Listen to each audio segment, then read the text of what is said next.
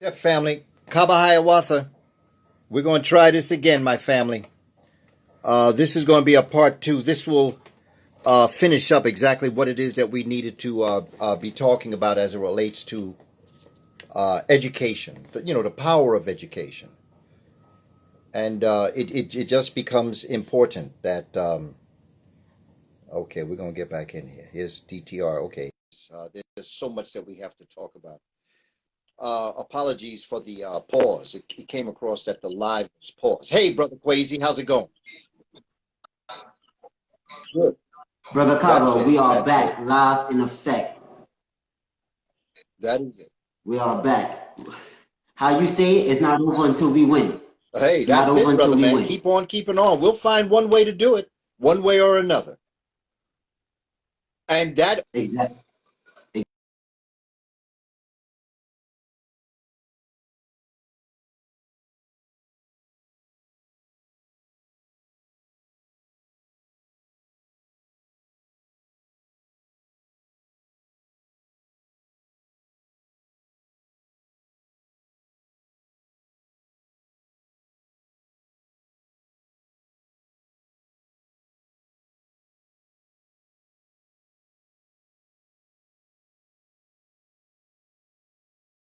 no. Okay. Okay, you're back. Okay, you back, Dr. Kaba. You back. Yeah, well, man, I don't know what's going on. I don't get too paranoid thinking that people are plotting this. My thing is that I just think that there's a lot more that we have to do with technology. I don't think they got it right yet. And, I think it's up to us to make this happen. So we got to start thinking on certain levels because I don't really see them as being that smart. I really don't. I see a certain amount of intelligence, but not that slick, not that smart, and nothing that we can't get over once we set our mind to it. So I wave back to everybody else, and I thank you for coming back to us and being a part of this. So, brother, I'm going to give it back over to you. Yes, sir. Thank you, Brother Kaba.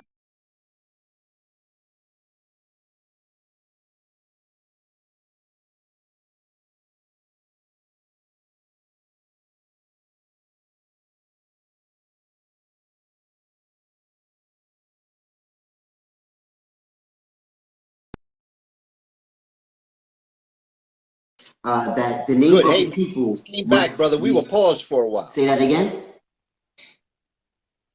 Yeah, man, I'm here. Oh, hello? Yes, brother. Oh, okay. Yes. So we are speaking on nationality, right? And Dr. Clark also said that the name of a people must relate to land, history, and culture, right? And land meaning nationality. So what do you say about that, broken Brother down Kaba? into a couple of things, okay? And my thing is, there's culture, there's nationality, and there is citizenship. As you look at these words, okay? Now you can see Moors. I have a Moorish t-shirt, sweatshirt. I've spent I've spent quite a few hours with elders back like 25 years ago.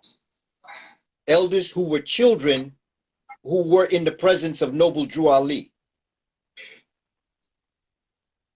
And the stories that they told me, they brought me into Baltimore to teach classes at the embryonic Moorish temple. And they told me they didn't want me to teach Moorish history. They wanted me to teach African history. Because the only way to truly understand Moorish history is to understand African history, because Moorish history is African history. Here's a simple fact for people to understand. Moors are Africans, melanated, well melanated, very curly hair, to the point we might say kinky, wide nose, thick lip. Let's not make no mistake. They didn't look like Indo-European Arabs. Let's be real clear about who the Moors were. They were North Africans. They were the same stock of the Kush, the Kemet, the Yoruba, all of them, same thing.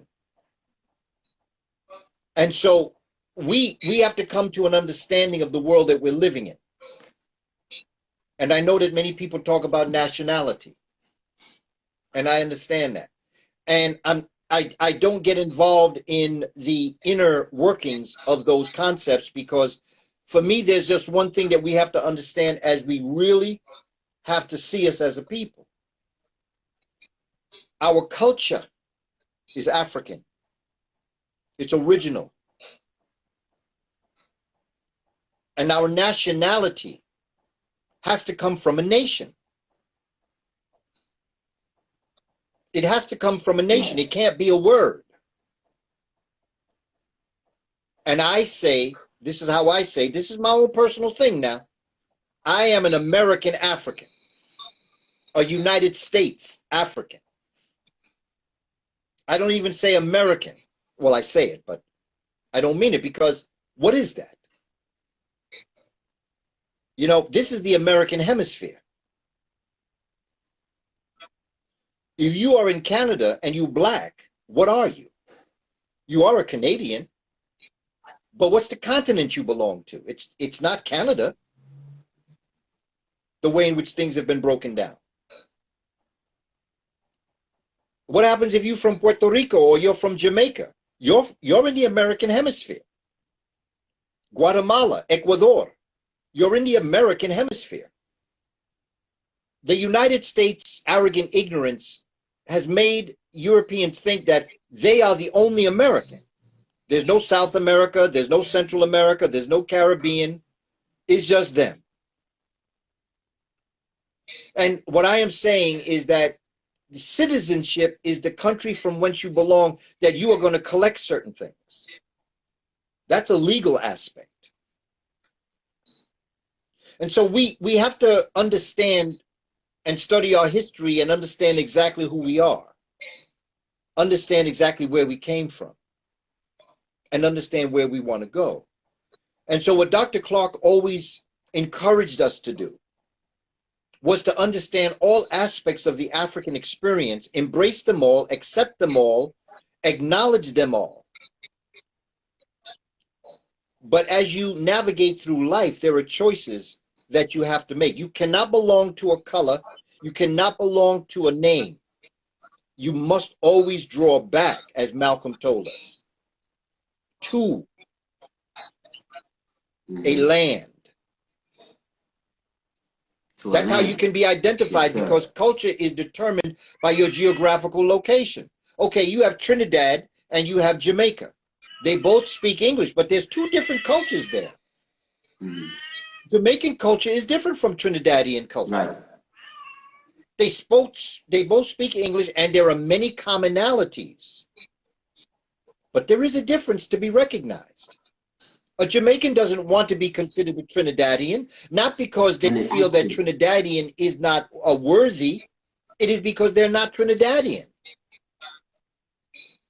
It's not disrespect. A Dominican and a Puerto Rican.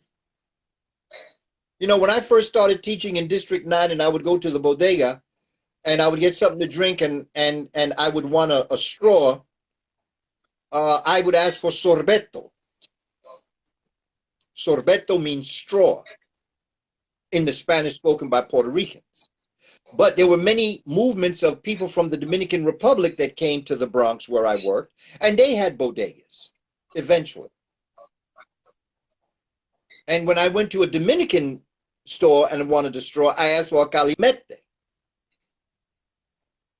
Calimete is straw in the Spanish spoken in the Dominican Republic. Sorbetto is the Spanish spoken in a bodega that is owned by a Puerto Rican. There are differences between people. A Guatemalan is not an El Salvadorian. Somebody from Haiti is not the same as someone from St. Lucia. They speak French, but there is a culture specific to that geographic location. They should know that culture. They should be proud of their culture. They should see the commonalities only as it relates to language, because English ain't my language. French is not the language of the brothers and sisters from Haiti. Right. Spanish isn't from Puerto Rico and República Dominicana. That's not their language either. That's what Malcolm said. What language did you speak? That's it. And what happened to our mother tongue? That's it. And I think that mother tongue is deeply steeped in hip-hop, in rap, clicks. The original language of the human family was the click language spoken in Central and South Africa. If you want an example of what it sounds like, download some songs from South Africa, particularly Miriam Makeba, where they use the click. That's part of their linguistic expression. That's the original language taught to the human family by nature. When you listen closely to rap music, put aside the words. Put aside the words. Listen to the beats that the words make.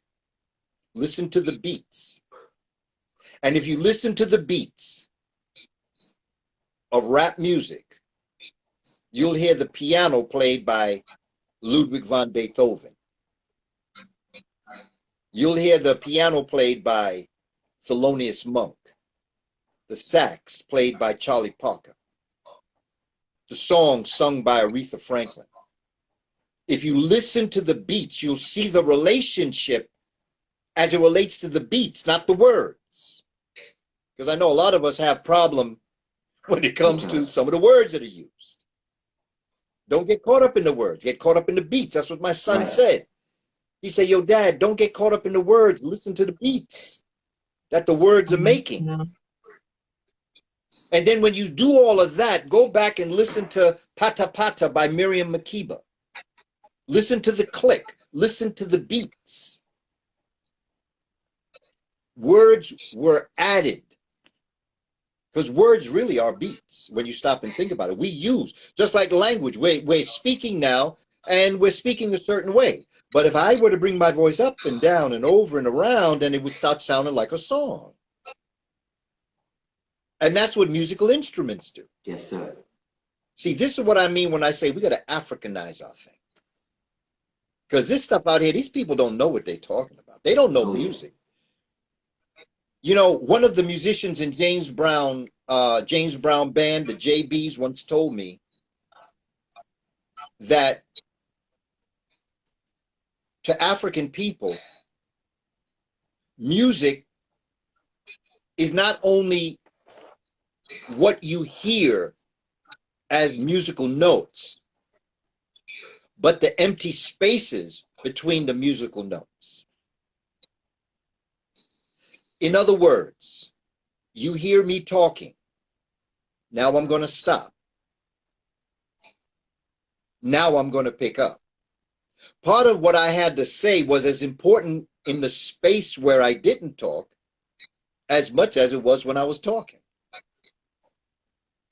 And Africans know how to use that empty space to create something.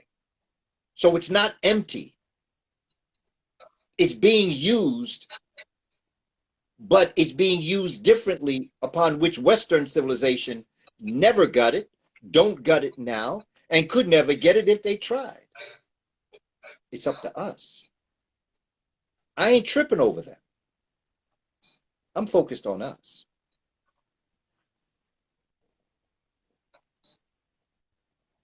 Yes, sir. Yes, sir. Brother Kaba, let's get into your books, because I know you're an author, you're an educator, you're a freedom fighter. So let's get into your books. I know you've written three books so far. Okay, the first one being Honoring Professor William Leo Hansberry, 1894 through 1965. Second book, Spirituality Before Religions.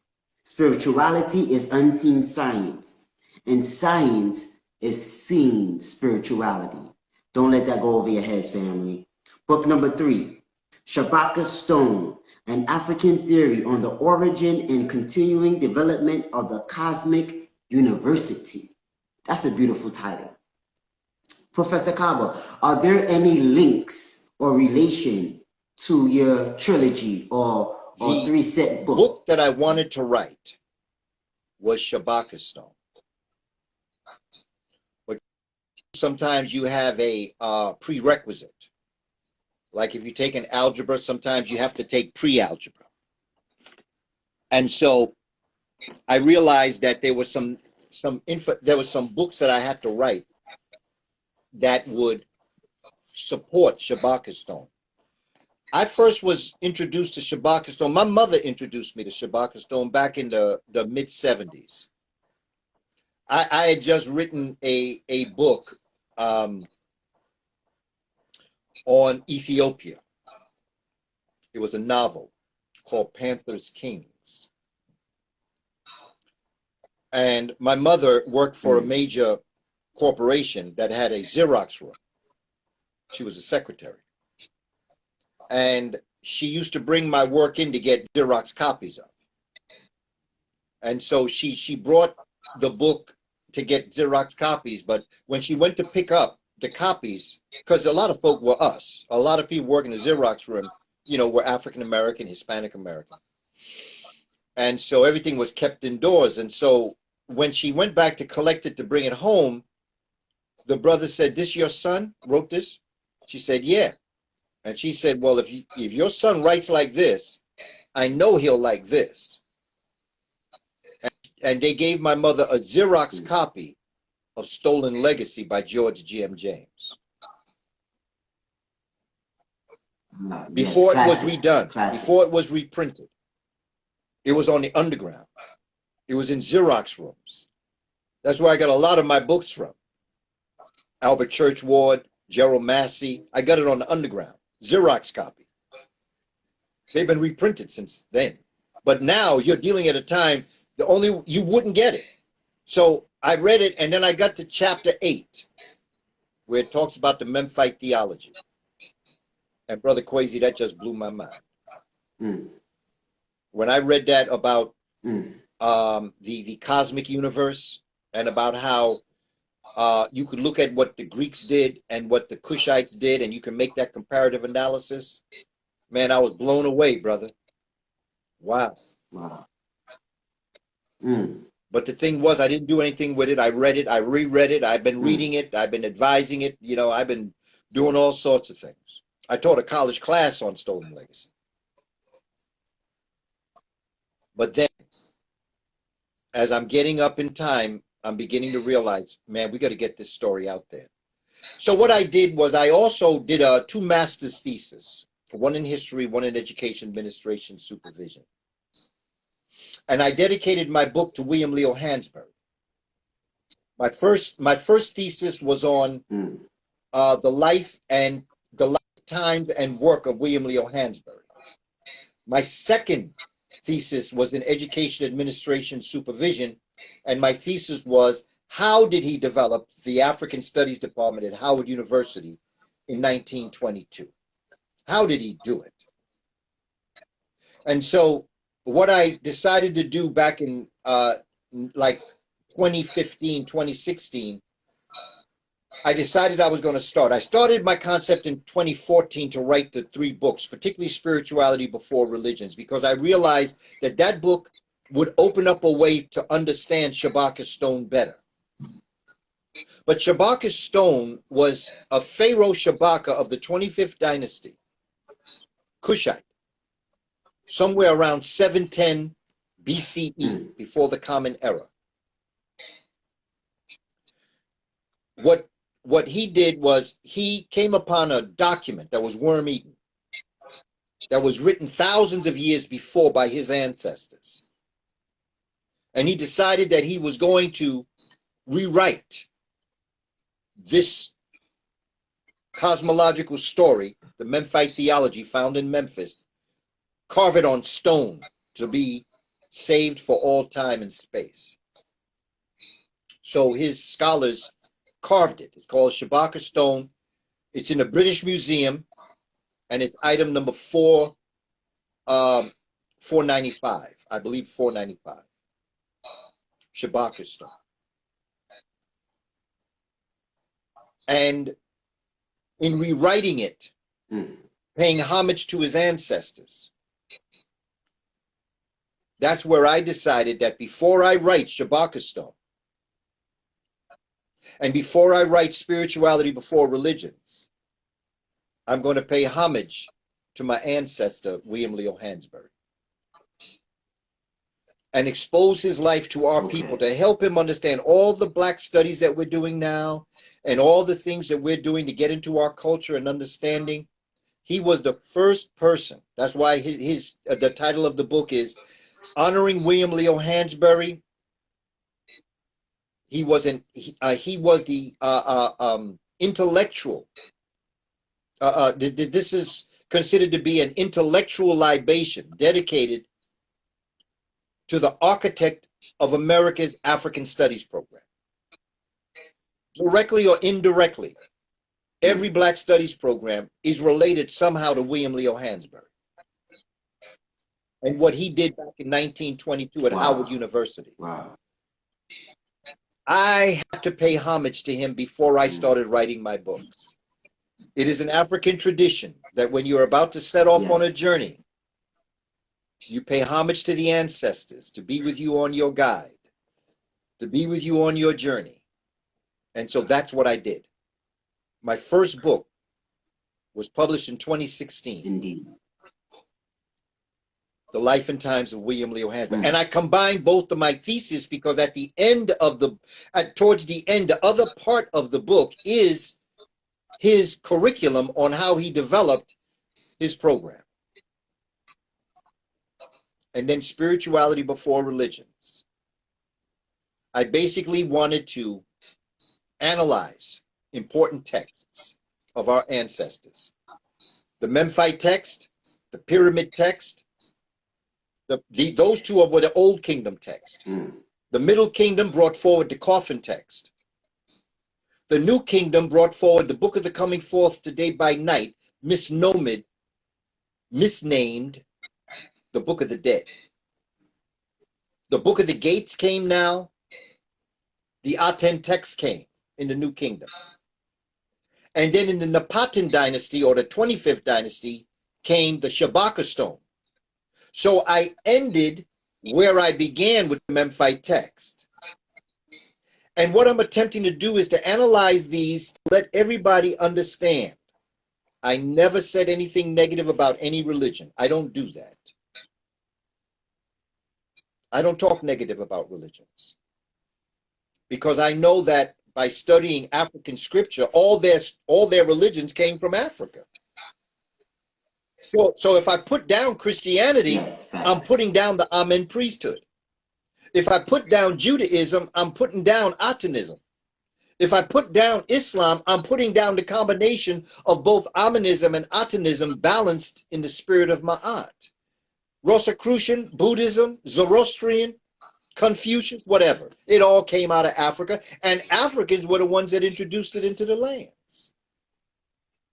So Spirituality Before Religions was meant to be that bridge that by the time I wrote Shabakistan, an African theory on the origin and continuing development of the cosmic universe, well, you had everything that you needed right there. I don't write because I'm a writer. I write because I got something to say. Those 3 books are a trilogy. I'm working on my 4th book. And I want to give you your flowers while you're still here. I want to give you your flowers while you can still smell them. You have, in the past and currently, inspired generations before and generations to come with what you're doing now.